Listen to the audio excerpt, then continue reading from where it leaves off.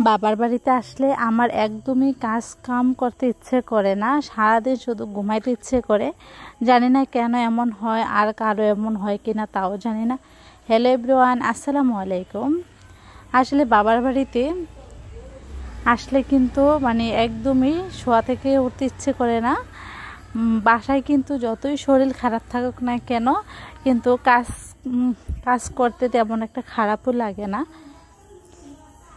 তো আম্মা যেহেতু একা, মাঝে মাঝে ইচ্ছে করে যে আম্মাকে অনেক হেল্প করি, কিন্তু আসলে করতে পারি না। তো আম্মা মাছগুলা কেটে নিচ্ছে। তো এখানে আগে দুধটা জাল দিয়ে নিচ্ছে, কারণ দুধ এখন যেহেতু গরম, তো দুধটা বেশি দেরি করে জাল দিলে কিন্তু নষ্ট হয়ে যাবে। আর মাটির চুলায় কিন্তু রান্না করতে খুব ভালো লাগে। আমি তেমন একটা মাটির চুলায় রান্না করতে পারি না, তবে মাটির চুলা রান্না কিন্তু বেশ মজা। তো আজকে অনেক দিন পর আমার দুইটা খালাতো ভাই আমাদের বাসায় আসবে। ওরা অনেক ছোট থাকতে আসছিল, কিন্তু এখন আর আসা হয় না। আসলে দিন দিন সব মেহমানদেরই মনে হয় যে দূরত্ব বেড়ে যায়। তো এখানে গরুর মাংস নিছে, তো আর আম্মা আজকে ইসলা মাছের ভর্তা করবে। যেহেতু রমজানে কিন্তু এতদিন যাই খাইছি, কিন্তু এখন মাছ মাংস একদমই ভালো লাগে না। তো তার জন্য আম্মাকে বলছি ভর্তা করার জন্য।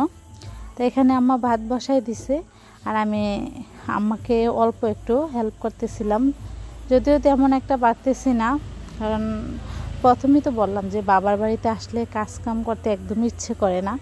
তো এখানে আম্মা গরুর মাংসটা বসাই দিছে। তবে আম্মার হাতে রান্না মাশাআল্লাহ অনেক ভালো লাগে। আমি অনেক চেষ্টা করি আম্মার মতো রান্না করার জন্য, কিন্তু পারি না। আর এখানে টক রান্না করতেছে টমেটো দিয়ে। তো আমার কিন্তু টকটা দেখে ইচ্ছা করতেছে যে এখনই ভাত খেয়ে ফেলি।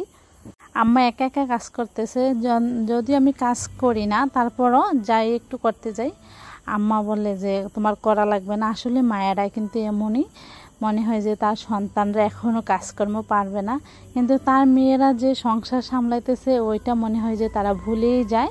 তো এখানে আম্মা ভর্তার জন্য মরিচ বাটা দিয়ে দিছে, ভর্তা করে নিল। আর এখানে গরুর মাংসটা হয়ে গেছে, মাশাআল্লাহ অনেক সুন্দর হয়েছে। তবে আমার আম্মার রান্না যে খাইতেই বলে।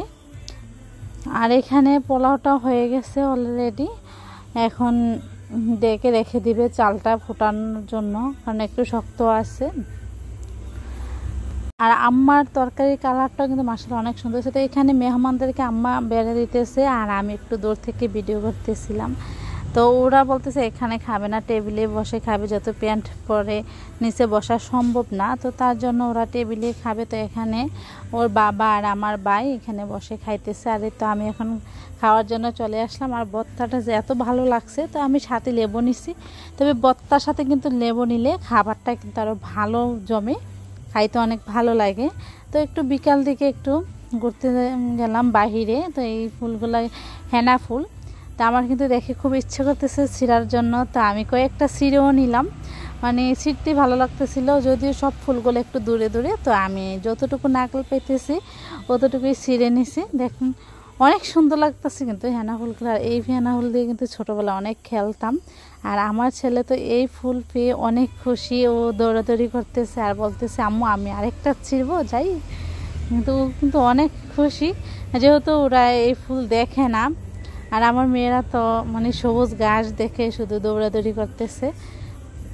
তো এই তো কথা বলতে বলতে আপনাদের কাছ থেকে এখন বিদায় নিতেছি। সবাই ভালো থাকবেন, সুস্থ থাকবেন, দেখা হবে নেক্সট কোনো ভিডিওতে। আল্লাহ হাফেজ।